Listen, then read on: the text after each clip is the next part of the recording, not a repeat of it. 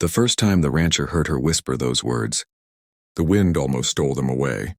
It was late afternoon, the kind where the sun drags itself low and paints the plains in copper and gold, and the ranch was quiet except for the slow creak of the fence and the distant lowing of cattle. He had been mending a broken post near the far pasture when he noticed her, standing by the old cottonwood tree, shoulders hunched, hands folded into the sleeves of a dress too thin for the season. She looked like someone who had learned how to take up as little space as possible. When he asked if she needed help, she flinched, not dramatically, just enough to tell a story of a life spent expecting harshness. She lowered her eyes and whispered almost to the ground itself, "I'm not worth anything." The rancher set down his tools slowly, not because he was afraid, but because he understood that some moments could shatter if handled too roughly. He took a step closer, careful to keep his voice steady and kind, and asked her name. She hesitated, then said it like it might disappear if spoken too loudly. He smiled, not the kind of smile meant to impress, but the quiet one that comes from a man who is buried losses and learned patience from the land.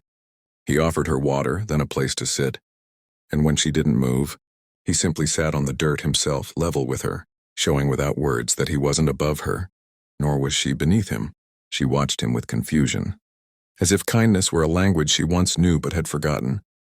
He asked what brought her there, and the story came out in fragments. A town that measured people by what they could give, hands that only took, promises that dissolved like dust in the rain. She spoke of being passed from one hard place to another, of being told she was a burden, of learning to apologize for existing. The rancher listened the way the earth listens to rain, without interrupting, without judgment. When she finished, she stared at the horizon as if waiting for the verdict she'd always received. Instead, he stood, brushed the dirt from his jeans, and held out his hand. "Come see something," he said. She didn't understand, but she took his hand anyway, surprised by how warm and steady it was. He led her across the pasture to the edge of a shallow ravine where the land dipped and rose again, and there, nestled between rocks, was a small spring feeding a narrow stream. This dried up once, he told her. For years, folks said it was useless land. He paused, then added, "But the water came back. It always does." She looked at the stream, then at him, unsure why he was telling her this. That's when he smiled again, gentle and sure, and said, "Worth isn't decided by drought." Something in her face cracked, not into tears yet, but into the possibility of them. He offered her a job for the evening, nothing heavy, just helping with supper. When she tried to refuse, saying she didn't deserve to be paid, he shook his head. "Everyone who works eats," he said simply. In the ranch house, she moved like a guest who expected to be asked to leave at any moment, flinching at sudden sounds, apologizing when she dropped a spoon. He corrected none of it, only thanked her for each small thing as if it mattered. At the table, when he bowed his head to pray, she hesitated, then followed, listening as he gave thanks not for abundance but for second chances.